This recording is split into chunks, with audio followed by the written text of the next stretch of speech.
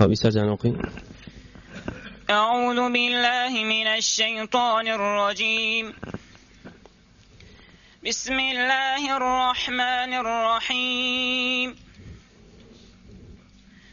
وأنه كان رجال من الإنس يعوذون برجالهم من الجن فزادوهم رهقا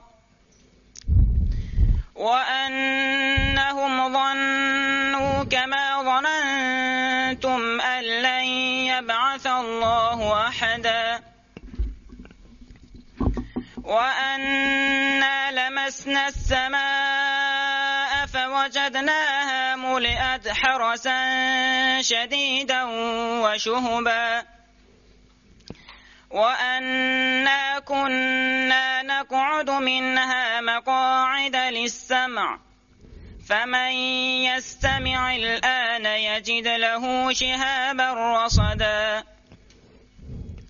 وأنا لا ندري أشر أريد بمن في الأرض أم أراد بهم ربهم رشدا. أحسنت بارك الله.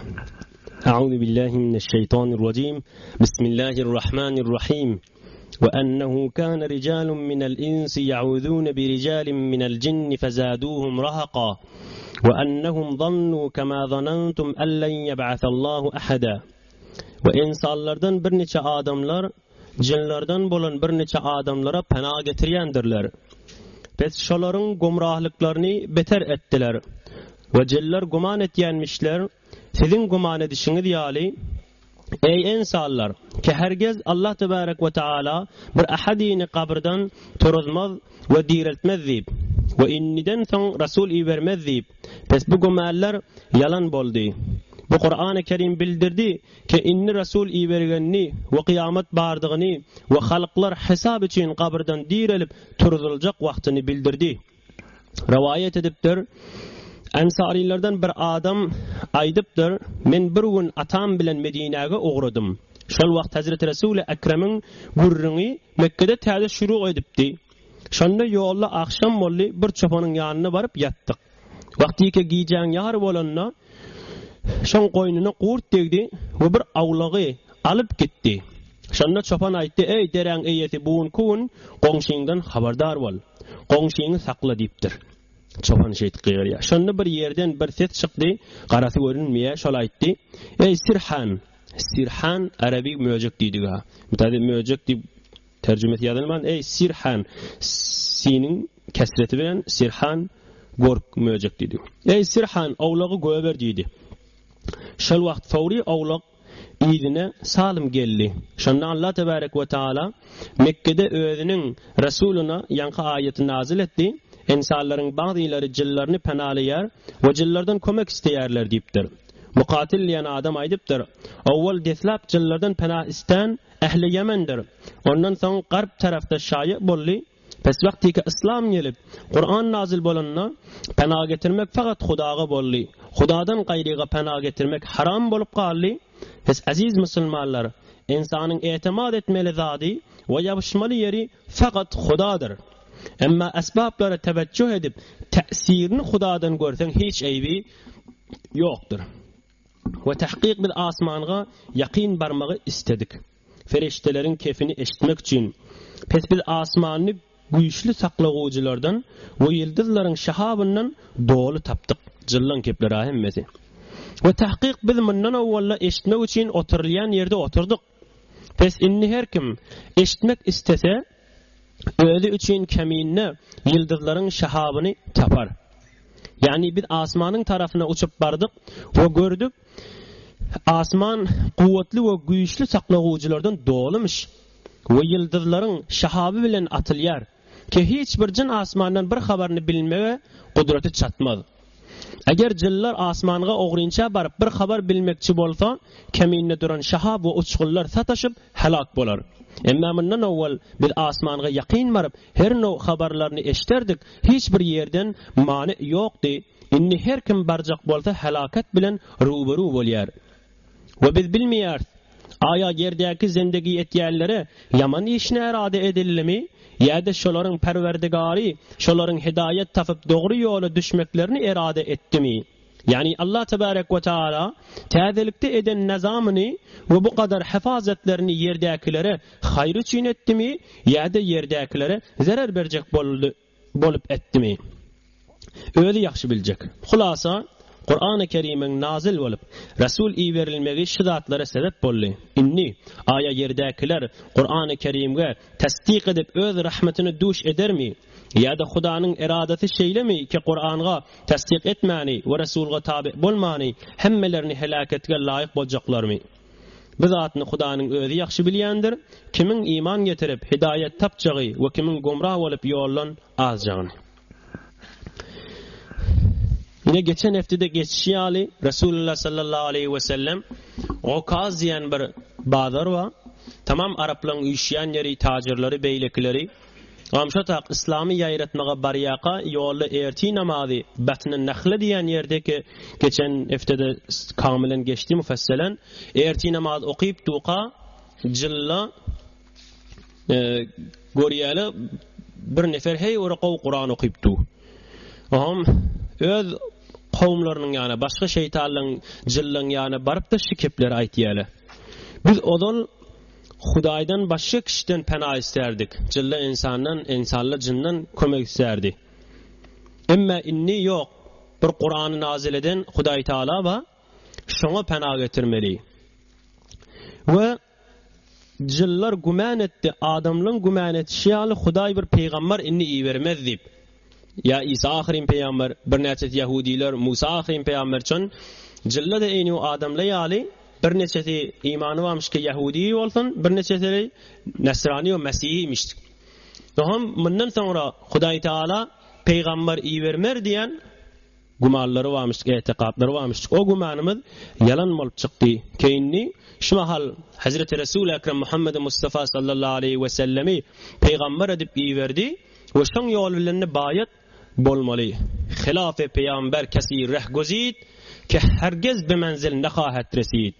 Mependar Sa'di kerahe sefa tavan raft cüz ber peye Mustafa. Beter muhkem, beter jalib kepa. Her kim Resul-i Ekrem sallallahu aleyhi ve sellemin yolundan gayri yolu işlese ki hergez be menzil nekahet resid. Ol Hudaý Taalanyň derece koyan yerine, Hudaý Taalanyň isleyen yerine, kimin bir men yolumda olanlara bu işligim ma cennetim ma diýene hiç ondan yetmez.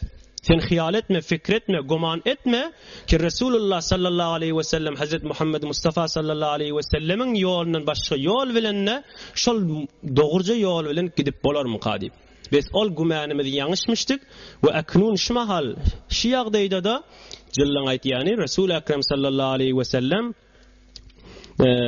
peygamber edip de iýerildi. Aham ahirrağına aýtdy Hudaý Taaladan fakat şondan kömek islemeli. Şon Qur'anda da iyyak elhamdü sure Fatiha'da da iyyaka na'budu ve iyyaka nestaîn niyet. Emma bir näçe zatlary sebep bilip täsirini Hudaýdan bilmek eýbi ýok diýdi. Aýny uşmary ziyaretgarlary bar, ewliýalardan kömek istemek ýaly.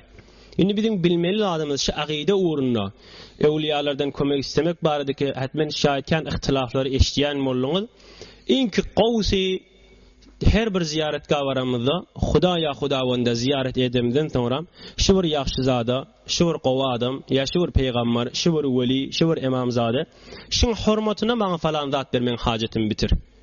Indi şu barada hiç ähli sünnetin hiç ýerine ihtilaf ýok, gurrun ýokda. Emma ey imamzade, ey falani, ey Halit Nebi, ey danışmanata, sen bana bir oğul ver, sen bana bir qyýz ver. Biz rat dilemegi etjek bolsa muň ýol bar, şaýny bil haberdar bolmaly. Yani maksadymyz şu, ey danışmanata, ey Halit Nebi, sen bir doga et Hudaýa, Hudaý bana bir oğul versin, Hudaý bana bir qyýz versin, şijre etiqat bilen aýtmalydyr. Ýa munnaki hemme musulmanlar şijre etiqat bilen aýtýar. Ondan soň bir nefer ey İmam Rıza, ey danışmanata, ey Bahawuddin ata bana oğul ver, bana qyýz ver diýen o kafir boldy ýa müşrik boldy diýip bolmaz. O näme maksady? Doğru oňa qyýz bermeýär, oňa oğul bermeýär, hemmen Hudaý Taaladan. Ýöne sen şonu wasita etýän, şonu tevessül etýän, sen dugaý hayri et Hudaý Taalaga, Sen doğan yakırraqdır icabet bolmaklığa ki Hudaý maňa ogul bersin, qyzy bersin. Ne özümüz barada rahatça gitjek bola Hudaý ýaşyň hormatyna maňa ogul ber, qyzy ber diýip aýtmagymyz aslam ýollar rahat bolýardy. Om jilla Resulullah sallallahu aleyhi ve sellemin zamanında öňünçe göňe baryp feriştele bir-birimin gurruna çýän menen erti ýagyn ýagdyrmaly ýa falan etmeli. Tamam gurrunlary her bir gurrungy bolýan bolsa ýa wahy her zat bolsa jylla eşitip bir gurruna 10 gurrun goşup gelip porhallara, kahellere ýa başga adamlara eşitdirýärler bolmaly. Tamam ýerde kitapda aýtýa ýerde oturýanmış bellide. Keyfiyeti näjir bolup oturýarmış, kaýsa asmanymış, arşdan ýokardamy etekden bu gurrunlarda faýda ýok. Onun için gurrun netip vermeliler, bahsin netip vermeliler. Fakat bizim imanımız olmalılar. Hudaý Taala sarahaten aýdy oti jillan bolan zatlaryny kulağa goýanga gitýärmişler, bir oturýan ýerleri barmışdyk. Wa anna kunna naq'udu minha maq'ida lis-sama. 9-njy aýda. Biz oturýatdyk, bir näçe oturýan ýerde eşitýärdik şo taýda. Emma Resulullah sallallahu aleyhi ve sellem gelenden soňra bir şahaplar iyi berilip ot degip şolary ýakardy. Kimin asli felsefesi şi İnna nahnu nazzalna zikra ve inna lehu lahafizunna. Çan Resulullah gelenden soňra beduni hiç batyly ki goşulsyn gönje salymjak ummaty barp ýetişmeden sürimde. Kur'an we başga wahyla her bir zadyky ferişteli gurrun edenne millete salymjak barmaly. Emma jylla eşde birine 10 näne batyl kepleri goşup da ummaty ýetişdirdi. Hewre gatışjak da Kur'an'a gatışjak, wahyda gatışjak, hewre qyyn boljak saýlamak. Emma bu ummata rahmet edip de Hudaý Taala näme etipdir? Olan istiraqas sama ol bir zady eşitip ogurlap alyp gaýtýarlaryny mena edipdir. Ama onunca ayet aýtýa jylla aýdypdyr. Biz bilmeýäs Hudaý bizim mengetdi we peýgamberi iýerdi. Aya şer irade edilimi ya hayır irade edilimi? Biz jyllaň awvelin kefi görýär soňra ýok hayır irade etipdir. Gördi Resuli beripdir. Biz şu eşten moğolaryna şahaplan atılan moğolaryna jyllaň aýdan kefi. Emma inni billile ke jylla şu musulman bolan jylla ýok bula Hudaý Taala hayır irade edip de Resulullah sallallahu aleyhi ve sellemi iyi verip ve jyllary şahapla bilen belläpdir diýip aýtýar. Tabi innik ayelerde göreyliň ýene jyllaň aýtjan keplerde. Okuýaýyz. Bismillahirrahmanirrahim.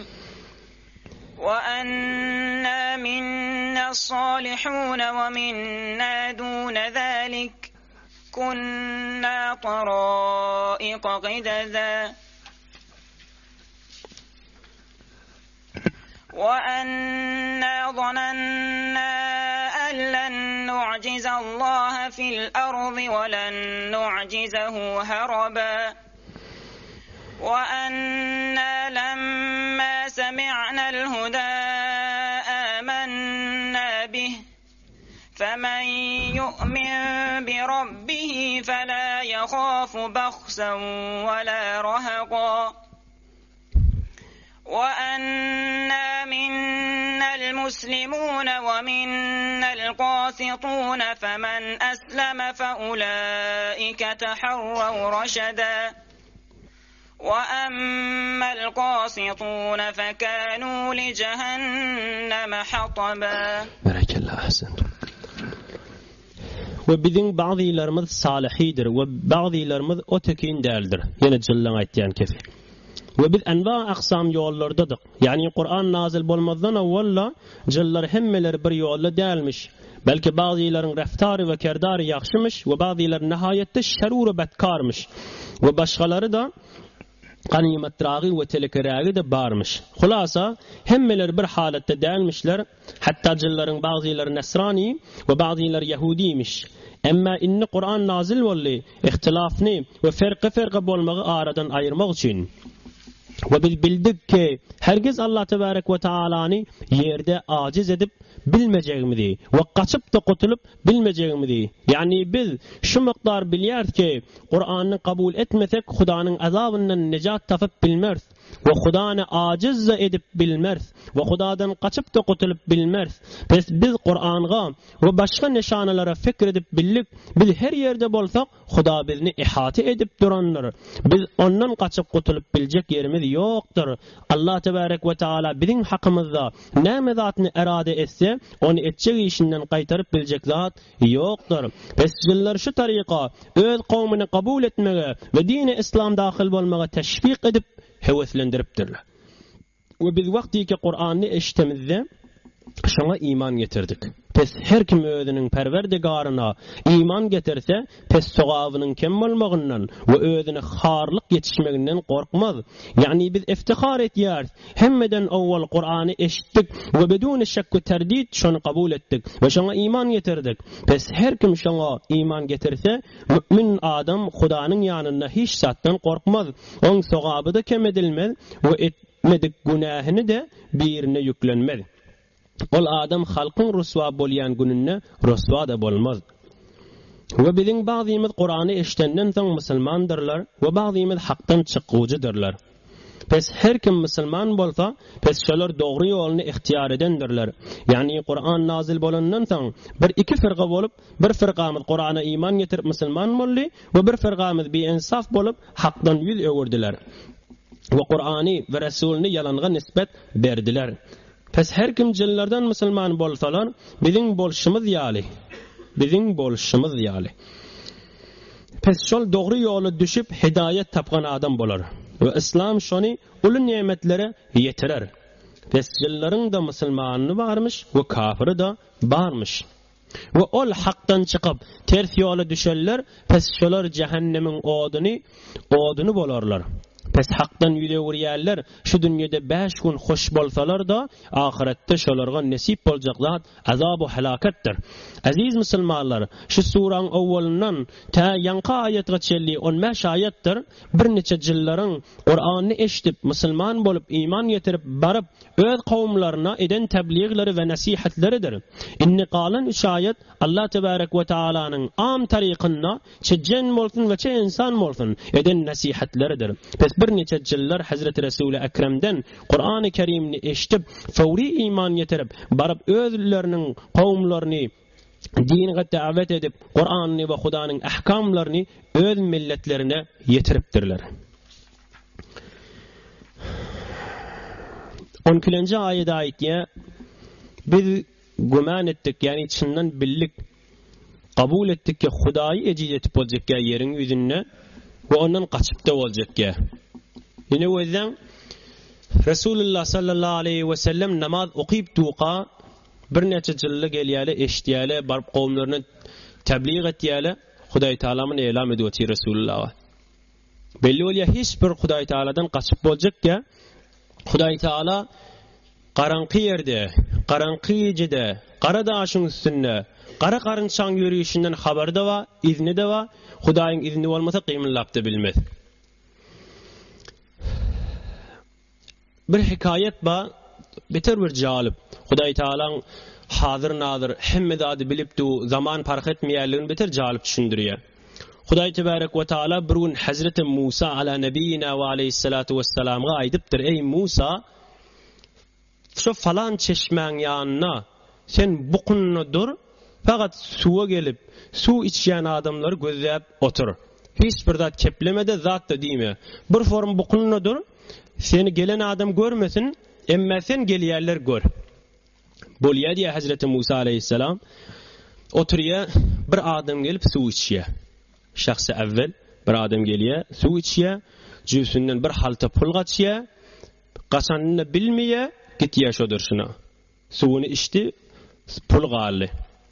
Şahsy dowam ikinji adam gelýär, su içýär, gördi bir halta pul bar. Muny jüsüne alýar, gitýär. Emma üçüncü bir ýaşly adam gelýär, şahsy sevwam boldy. Her gaýty öz başynda. Üçüncü adam gelýär, su içip duqa, evvelki adam gelýär. Evvelki adam pulunu kaldıran adam da gelýär, ağam pul ver diye.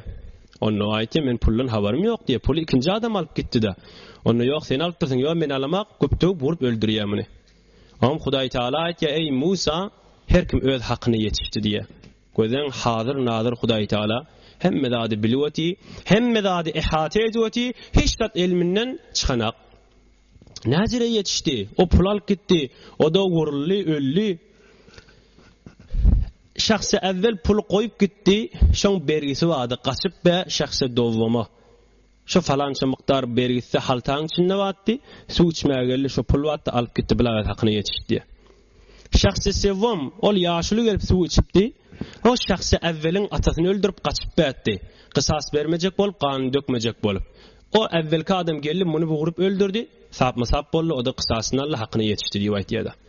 Weda derbeste beruy khud ze merdum ta eyb negusteret mara derbeste çe sud ve alimul gayb danay nahan ve aşkara.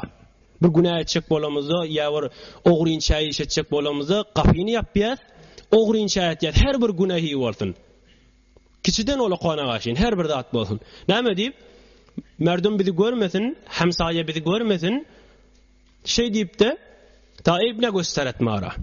Emme derbeste çesuda alimul gayb danay nahana aşkara. Gapy ýapyk hiç merdum görenak nem peýdasy we alim gayb gaybi şahadeti Hudaý Taala bilip duran, sirri we zahir zatlary bilip duran Hudaý Taala bilip du diýip şey diýip aýtýar arifler. Inni Hudaý Taalaň ýöne ulkan mehribanlygyndan Hudawend mi binedo mi puşat, hamsaye ne mi binedo mi huruşat diýe. Hudaý Taala görüweti günah edenini basyrypdy. Emma hamsayaň seni görenak ýöne gurrun bejerip seni biýawra ýetjek bolýardy. Nauzu billah eger halk gaybdan budi kesi az haly hud az desti kesne ýasudi diýäsädi. Hudaý takladyň şu merdum da gayby bilýän bolsa onu hiç bir adam asayişte ýaşap biljekkä. Ol o günah etdiň, bu günah etdiň diýip biýawra ýetjek adamy. Emma elhamdülillah settarul uyub, aýplary örtüp duran, aýplary basyryp duran, gaffaruz zunub, günahlar geçip duran Hudaý Taala, keşşaful kurub, gaýgylary, kynçylyklary açyp duran Hudaý Taala, günahlar geçýän Hudaý Taala bilmeýän ýanjak bolyp Hudaý Taala zat diýenek, belkim bendem toba etsin, belkim bir wagt desteýän abetini galdyrsyn ýokaryk diýip Hudaý Taala zol gözleşip bu ulkan Hudaý Taalanyň bize eden, bize goýan rahmetindəndir. Şu 12-nji aýetde aýtdy, biz billik Hudaý Taaladan gaçyp boljekkä. Hiç bir ýerek, şol Hudaý Taalaň ilmi, Hudaý Taalaň bilmegi hemme ýerek ihata edip hemme zady gawapdy. We biz 13-nji aýetde aýtdy, biz hidayeti eşitdik, hidayet Kur'anna. Alif lam mim zalikel kitabul arabi fi hudel lil muttaqin. Huda yani Kur'an. Biz Kur'an'ı eşitemizde şoňa iman ýetirdik. We her kimde iman ýetirse, ol Hudaý Taalaň ýanyna izzetli, şerefli, abroýlydyr.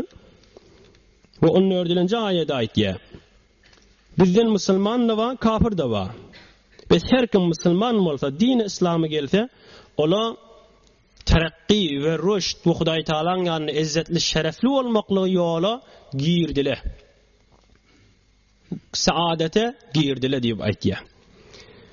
Nämeden çyryym?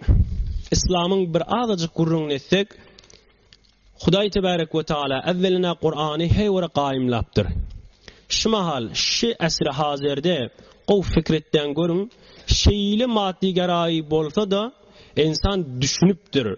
İnsan bir fehmedipdir ki bir maneviyet bolmasa bolmaýa.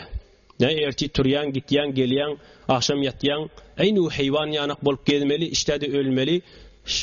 Bizirag bolmaly be insanyň bolup gelişi. Hatman bir maneviyet, bir ruhun bir keyfiyet ýanleri teraqqiyata peşreft etmeklige bir zatla bağ bolmaly hemme kişi fikirde. Entek akly işleyen adam.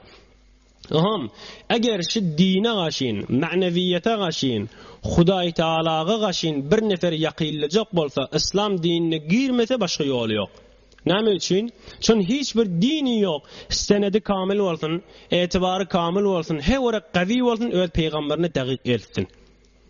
Ümmeti Muhammedin ulaqan bir däne mucizetini berdir. Şu mahal Resulullah'ın bir kefi senet be senet, ustad be ustad gönce barya Resulullah'a gaşyn. Mesela Ebu Hanife şagirdine aytdı da. Ebu Hanife diye men Hammad'dan eşittim diye. Hammad da İbrahim Nakhai'den eşittir. İbrahim Nakhai de Alqama diyen ustadından eşittir. Alqama İbn Mesud'dan eşittir. İbn Mesud Resulullah'dan eşittir. Resulullah Cibril'den eşittir. O da Huday Teala'dan eşittir. Yani ta neçe yüz yıl önce qarne gelýänçe inni gelip de bizim elimize gelipdir. Kollal mahal bir nefer men şu oturan yerimde Resulullah'ın bir sözünü aytsam, ulamaly derro berreset gelýär, Resulullah aytmandyr diýäler. Bir nefer önünden bir kep çıkarıp da Resulullah aydıptır diyen kan arada. Derre ulamalı gözleyeyle nakdu berresetçeli görse Resulullah'ın aydanında. Ya Resulullah'ın aydanımış. Resulullah aydanından sonra da aya aradaki adamla zayıf adamla mı ya kavi adamla mı ne gözleyeyle. Mesela men şu mahal bir aytsam rivayet etsem men Sultan Muhammed Ahun'dan eşittim diysem derre tarihi gözleyeyle. Aya Sultan Muhammed Ahun ba vaktında men bağmış çıkmış o dünyada. Goriyale men üstüme hat çek geliyor. Sultan Medahun görmedik adam nazire Sultan Medahun'dan rivayet ettiği diyeler. Şicret senetli hey olarak qaim, hiçbir dini yok ki şicret senetler qaim olsun barsın ta Resulullah sallallahu aleyhi ve sellem aşin. Bizim iftiharımız, bizim izzet şerefimizdir. Eğer maneviyete bir nefer girecek bolsa gönce dini İslam'a girmese başka yolu yok.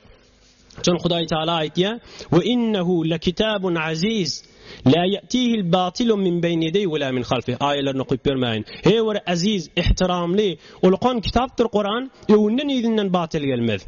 Ve Kur'an'ı men nazil ettim Huday Teala ayetiye ve özüm de saklajaktırın kıyamete çeli diye. Ve size Kur'an'ı geldi nurun ulqan durşuna nur, durşuna hidayet, durşuna doğru yola salgı veriyen.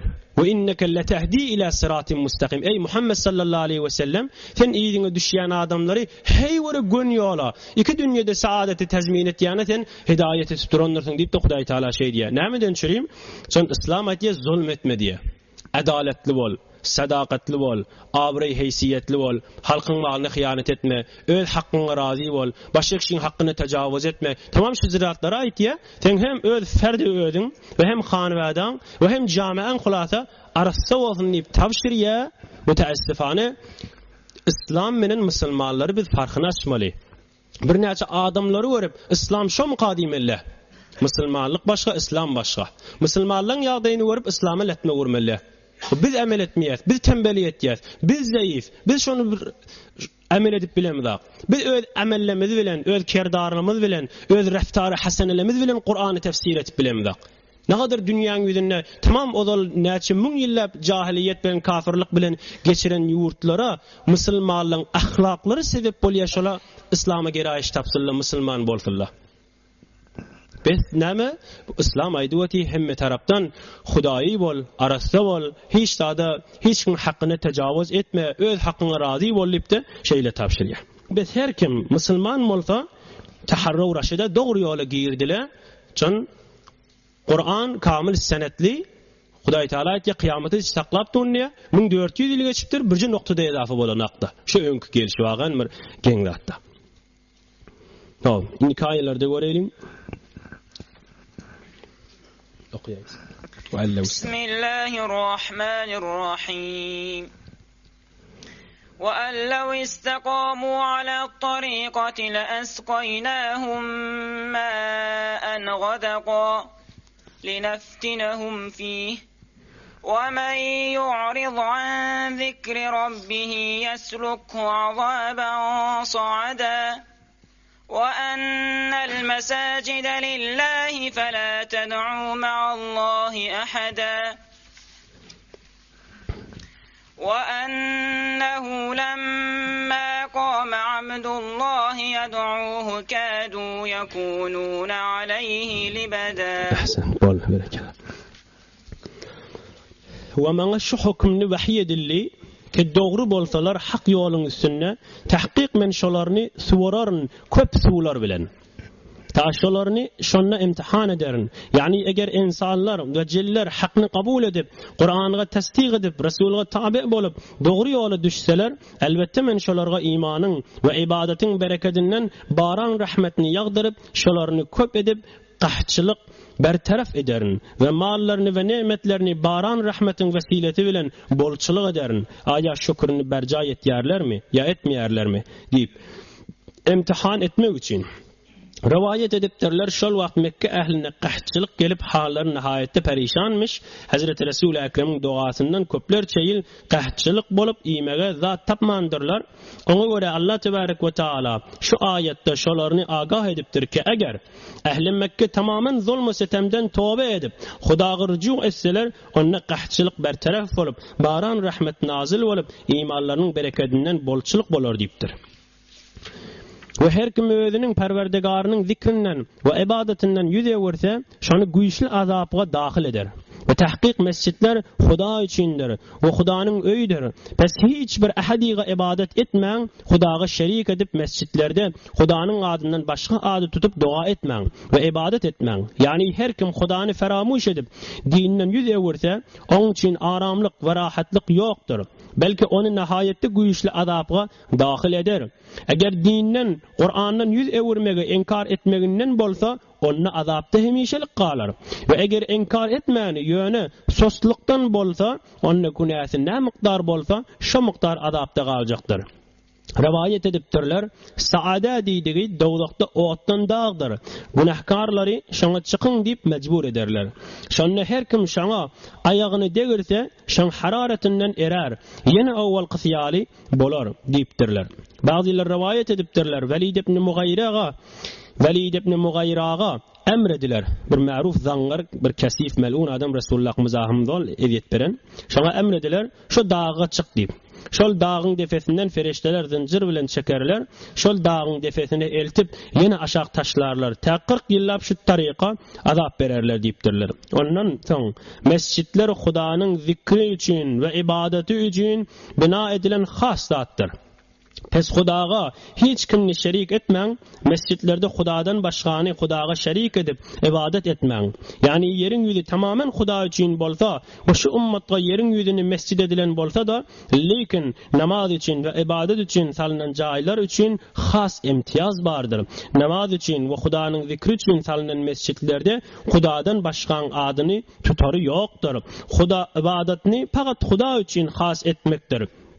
Yahudiler ve Nasraniler özlerinin kelisalarına Uzeyr aleyhisselamni, İsa aleyhisselamni yad edip Hudaga şerik etipdirler.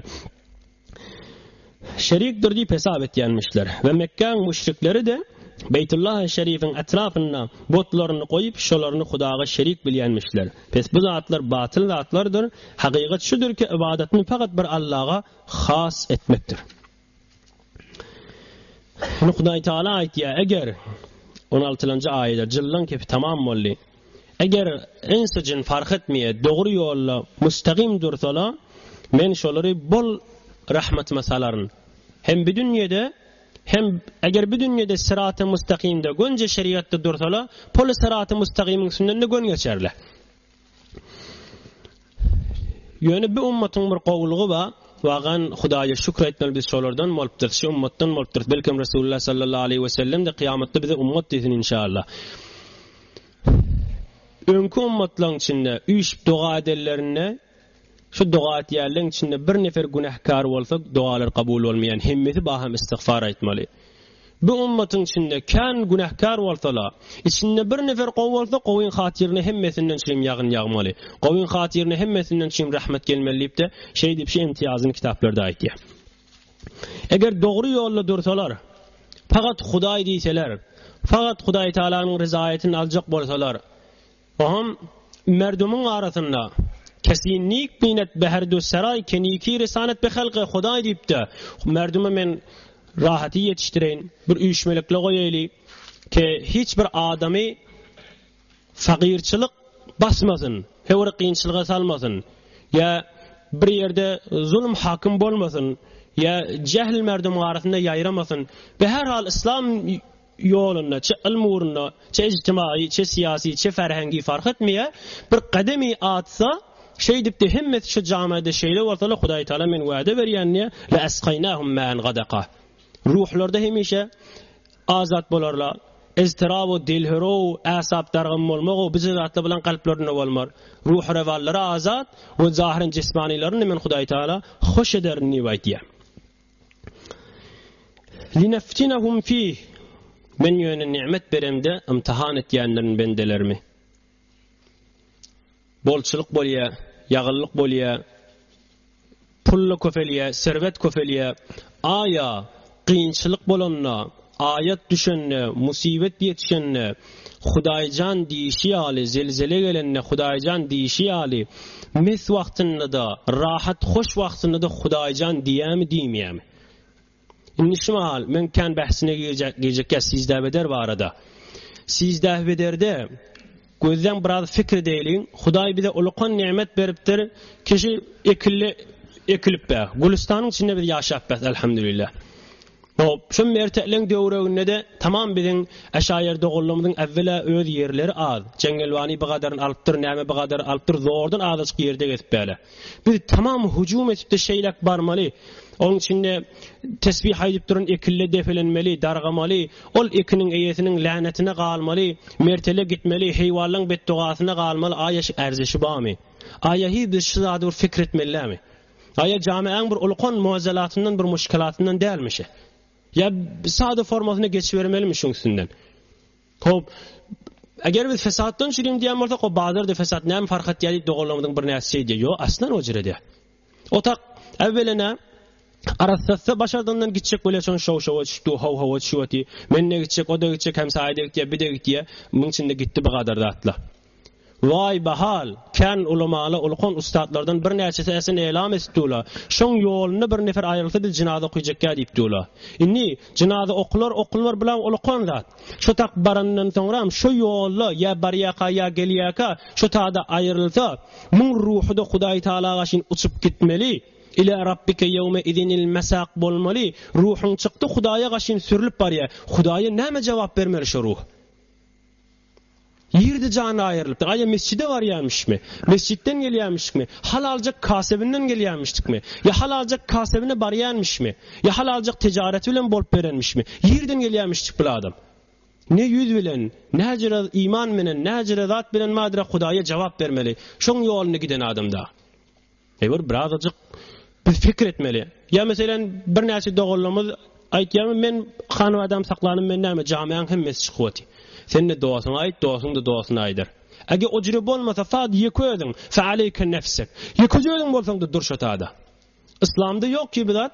Eynuhu İbrahim aleyhisselamın kavmi, hemmez botperest birun çıkyanmış taşarik. Doğru senet yok şovunu şomuş deyip. Hiçbir delil yok mu? Yani şovun İbrahim aleyhisselam duryan günümüş ve hemmek taşarik çıkyan. Yani beter şoňa men diye. İhtimalle var şovun bolsun. Tamam kafirle çıkya. Birce İbrahim peygamber galiye botlar döwmeden çürüyüm. Resulullah çıkyanmışmy, Hazreti Ebu Hanife çıkmaly diýipdirmi, Hulafy Raşidin çıkmaly diýipdirmi? Hiç bir zady ýok ki. Tamam gaýtam, bu kadar beddua galmaly, bu kadar ulkan bir jamiamyzyň, hemme ulamalarymyzyň, hemme özüňiz ýaly gowa adamlaryň bir gaýgysy, müşkilaty bolupdy. Şu orada da bir azajyk bir üýşmelekler goýaýlyň. Mesela şu oturalymyz galyat. Hop gitjekdämi tefriq owdat, 15-den beýlek git. Dehomdan öwünçägi. Şu ara hiç garkalaşdyrma, ýakynlaşdyrma şu taýlary. Öz dostlaryň menen garar goý, aga biz 15-den beýlek gider. Aňyrakda gider. Şu günne galyp bir ulkan bid'ati aýendelemizden şirim bolmasyn. Tabi inşallah soňram da gowjy aýlaryny görüň eder. Indi Hudaý Taala diýer: "Linaftinahum fi." Aýa men nimet bolçylyk edemde. Hudaýjan diýelem diýmeýälemi?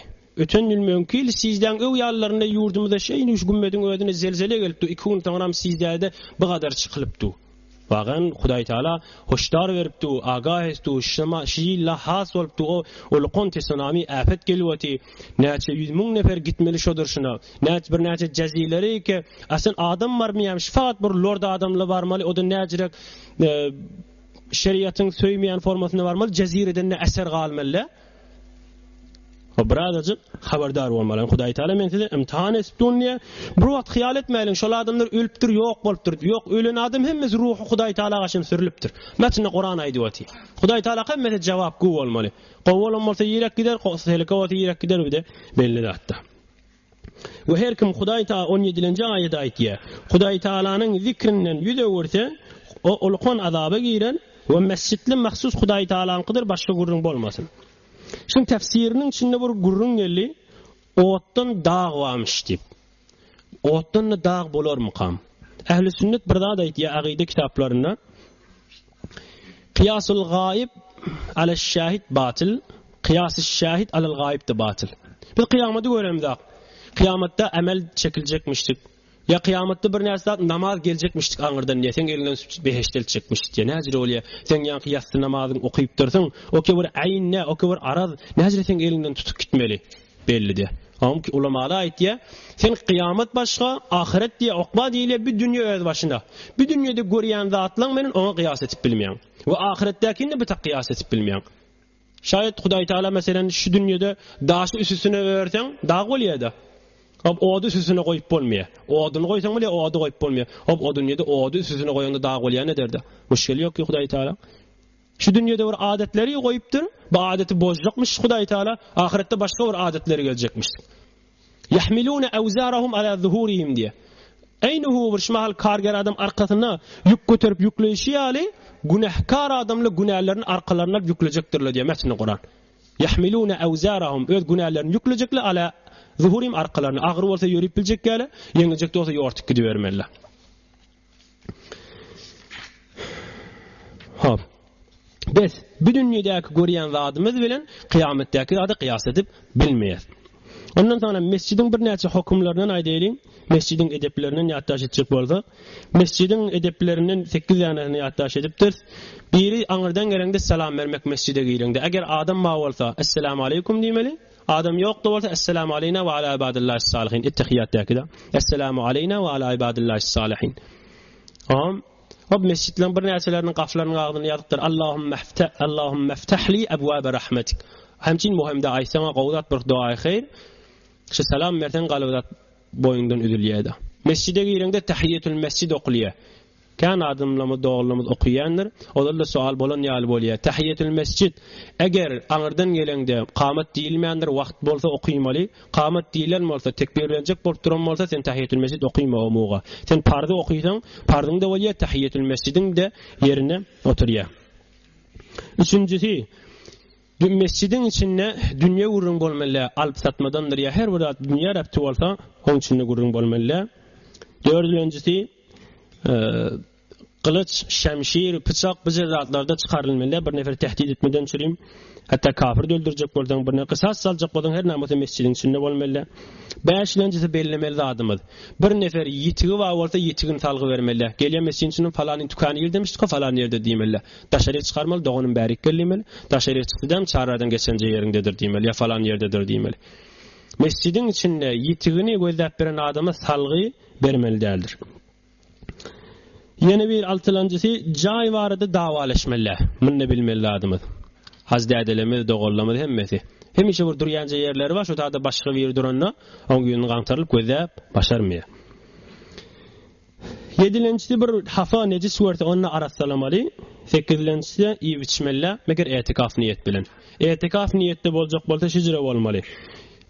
Etikaf diýdigi guşeneşini. Etikaf diýenge görä bir etikaf bolar ýaly bir 2 rekat namaz okuýmaly, ýa bir tesbih aýlanmaly. Ýöne faqat naharimiden şümýä çaýsmy etikaf etdim, çaý sakany ýene çykyp gitmek, muny kitap halamýa. Etikaf niýet edenge görä 2 rekat namaz okuýmaly, ýa bir tesbih sanmaly, istagfirullah kärrak sanap, oham etikaf niýet edip de iýip başlarsyň diýip kitapda şeýle ejazalar berýärdi. Näme? 7-nji hafalary aratsalamak.